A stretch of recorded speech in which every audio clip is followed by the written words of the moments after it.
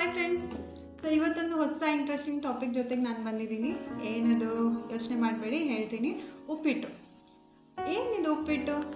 ಉಪ್ಪಿಟ್ಟನ್ನು ನಮ್ಮ ಹಳೆಯ ಕಾಲದಿಂದಲೂ ಒಂದು ಟ್ರೆಡಿಷ್ನಲ್ ಫುಡ್. ಈಗ ಹಿಂಗೆ ಒಬ್ಬಟ್ಟು ಹೋಳಿಗೆ ಎಲ್ಲ ಹಿಂಗೆ ಟ್ರೆಡಿಷ್ನಲ್ ಫುಡ್ಡು, ಹಾಗೆ ಟಿಫಿನಿಗೆ ಉಪ್ಪಿಟ್ಟು ಅಂದರೆ ಟ್ರೆಡಿಷ್ನಲ್ ಥಿಂಗ್ಸ್. ಅದು ಕೆಲವೊಬ್ರಿಗೆ ಇಷ್ಟ ಆಗುತ್ತೆ, ಕೆಲವೊಬ್ರಿಗೆ ಕಷ್ಟ ಆಗುತ್ತೆ. ಅಂದರೂ ಮಾಡಿದಾಗ ಕಷ್ಟಪಟ್ಟು ತಿಂತಾರೆ, ಕೆಲವೊಬ್ರು ಇಷ್ಟಪಟ್ಟು ತಿಂತಾರೆ. ಬಟ್ ಉಪ್ಪಿಟ್ಟನ್ನು ನಾವು ಡೈಲಿ ರೊಟೀನಲ್ಲಿ ಮಾಡ್ತೀವಿ. ಉಪ್ಪಿಟ್ಟು ಮಾಡುವಾಗ ಅದರಲ್ಲಿ ಹಾಕೋ ತರಕಾರಿಗಳಾಗಿರ್ಬೋದು, ಜೀರಿಗೆ ಸಾಸಿವೆ ಅಂಥ ಧಾನ್ಯಗಳಾಗಿರ್ಬೋದು, ಇವುಗಳಿಂದ ಎಲ್ಲ ಉಪ್ಪಿಟ್ಟಲ್ಲಿರೋ ಆಲ್ಮೋಸ್ಟ್ ಒಂದು ರೆಡಿ ಉಪ್ಪಿಟ್ಟಲ್ಲಿ ಇರುವಂಥ ಒಂದು ವಿಟಮಿನ್ಸ್ಗಳೇನು, ಅದನ್ನು ತಿನ್ನೋದ್ರಿಂದ ನಮಗೆ ಏನು ಉಪಯೋಗಗಳಾಗುತ್ತೆ ಅಂತ ಇವತ್ತು ನಮ್ಮ ಡಾಕ್ಟರ್ ನಿಮ್ಮೆಲ್ಲರಿಗೂ ಡೀಟೇಲ್ ಆಗಿ ಹೇಳ್ತಾರೆ.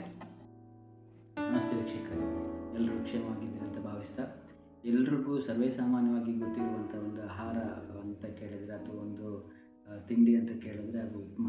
ಸೊ ಉಪ್ಮಾದಲ್ಲಿ ಸಾಕಷ್ಟು ಪ್ರಯೋಜನಗಳು ಕೂಡ ಇದೆ. ಸೊ ಕೆಲವರಿಗೆ ಉಪ್ಮಾ ಅಂದರೆ ಏನಪ್ಪ ಉಪ್ಮಾ ಅಂತಾರೆ, ಕೆಲವರಿಗೆ ಉಪ್ಮಾ ಅಂದರೆ ತುಂಬ ಇಷ್ಟ. ನನ್ನನ್ನು ಕೇಳಿದ್ರೆ ನಂಗೆ ತುಂಬ ಇಷ್ಟನೇ ಉಪ್ಮಾ. ಸೊ ಇವತ್ತು ನಾವು ಉಪ್ಮಾದಿಂದ ಆಗುವಂಥ ಪ್ರಯೋಜನಗಳು, ಉಪಮಾದಲ್ಲಿರುವಂಥ ಒಂದು ಏನು ಲೈಕ್ ವಿಟಮಿನ್ಸ್ಗಳು ಇದೆಯೋ ಇಲ್ವೋ ಅನ್ನೋದ್ರ ಬಗ್ಗೆ ಒಂದಿಷ್ಟು ಮಾಹಿತಿ ತಿಳ್ಕೊಳ್ಳೋಣ.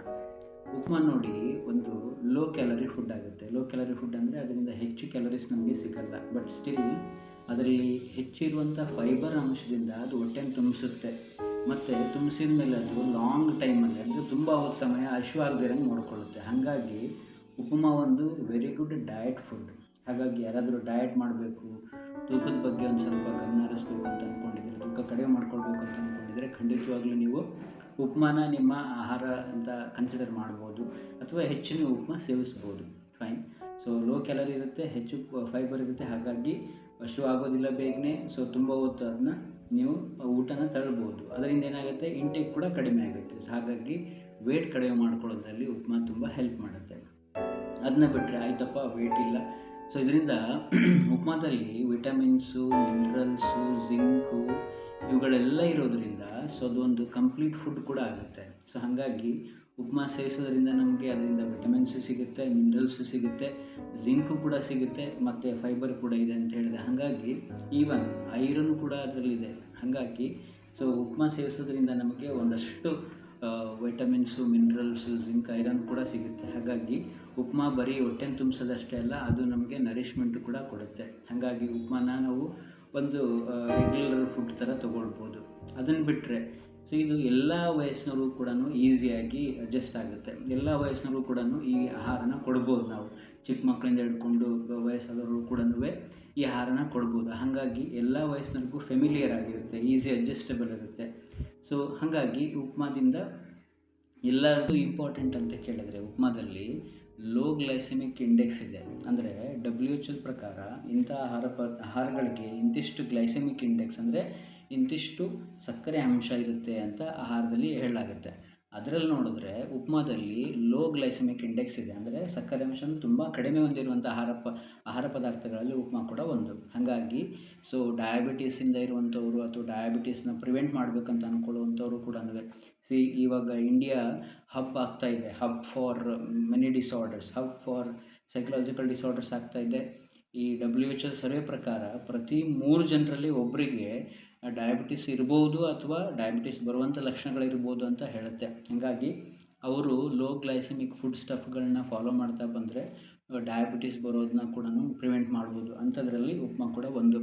ಅದನ್ನ ಬಿಟ್ಟರೆ ಸೊ ಉಪ್ಮಾದಿಂದ ಇಮ್ಯುನಿಟಿ ಪವರ್ ಕೂಡ ಇಂಪ್ರೂವ್ ಆಗುತ್ತೆ. ಸೊ ಇದರಲ್ಲಿ ವೈಟಮಿನ್ಸ್ ಇದೆ, ಮಿನರಲ್ಸ್ ಇದೆ, ಜಿಂಕ್ ಇದೆ, ಐರನ್ ಇದೆ. ಹಾಗಾಗಿ ಇದನ್ನ ನಾವು ಕರೆಕ್ಟಾಗಿ ಮಾಡಿಕೊಂಡು ಸೇವಿಸ್ತಾ ಬಂದರೆ ಇಮ್ಯುನಿಟಿ ಇಂಪ್ರೂವ್ ಮಾಡ್ಕೊಳ್ಳಲಿಕ್ಕೆ ಹೆಲ್ಪ್ ಆಗುತ್ತೆ.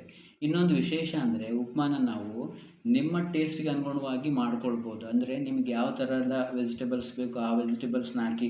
ಫಾರ್ ಎಕ್ಸಾಂಪಲ್ ಬೆಂಗಳೂರು ಸೈಡಲ್ಲೆಲ್ಲ ಅವರೆಕಾಳು ಉಪ್ಪಿಟ್ಟು ಅಂತ ಮಾಡ್ತಾರೆ, ನಮ್ಮ ಕಡೆ ಎಲ್ಲ ವೆಜಿಟೇಬಲ್ಸ್ ಹಾಕೆಲ್ಲ ಮಾಡ್ತಾರೆ. ಹಾಗಾಗಿ ಸೊ ನಿಮ್ಮ ಟೇಸ್ಟಿಗೆ ತಕ್ಕಂಗೆ ನೀವು ಉಪ್ಮಾನ ಮಾಡ್ಕೊಳ್ಬೋದು, ಬ್ಲೆಂಡ್ ಹಾಕಿ ಮಿಕ್ಸ್ ಮಾಡ್ಕೊಳ್ಬೋದು. ಹಾಗಾಗಿ ಉಪ್ಮಾ ಒಂದು ಬರೀ ಕಾಂಕ್ರೀಟ್ ಅಂತ ಕನ್ಸಿಡರ್ ಮಾಡ್ದಿರ ಒಂದು ಒಳ್ಳೆ ನರಿಷಿಯಸ್ ಫುಡ್ ಅಂತ ಕನ್ಸಿಡರ್ ಮಾಡಿಕೊಂಡು ಕರೆಕ್ಟಾಗಿ ಮಾಡಿ, ಹೆಚ್ಚು ವೆಜಿಟೇಬಲ್ಸ್ ಎಲ್ಲ ಹಾಕಿ ಮಾಡಿ ಕರೆಕ್ಟಾಗಿ ತೊಗೊಂಡ್ವಿ ಅಂತಂದರೆ ಖಂಡಿತವಾಗ್ಲೂ ಅದರಿಂದ ನಮಗೆ ಸಾಕಷ್ಟು ಪ್ರಯೋಜನಗಳಿದೆ ಅಂತ ಹೇಳ್ತಾ ವಿಡಿಯೋನೆಲ್ಲ ಮುಗಿಸ್ತೇನೆ. ನಮಸ್ತೆ.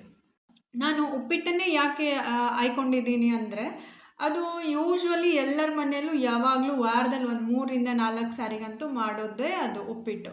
ಹೀಗಾಗಿ ತಿನ್ನೋವಾಗ ಸುಮ್ಮನೆ ಏನು ತಿನ್ನೋದು, ತಿನ್ನುವಾಗ ನಾವೇನು ತಿಂತಿದ್ದೀವಿ, ಅದರಲ್ಲಿ ಎಷ್ಟು ಪೋಷಕಾಂಶಗಳಿದೆ ಅಂತ ನಮಗೂ ಗೊತ್ತಾದರೆ ನಾವು ಮಕ್ಕಳಿಗೆ ಇಂಟ್ರೆಸ್ಟ್ ಕೊಟ್ಟು ಅದನ್ನು ಹೇಳಿ ತಿನ್ನಿಸ್ಬೋದು.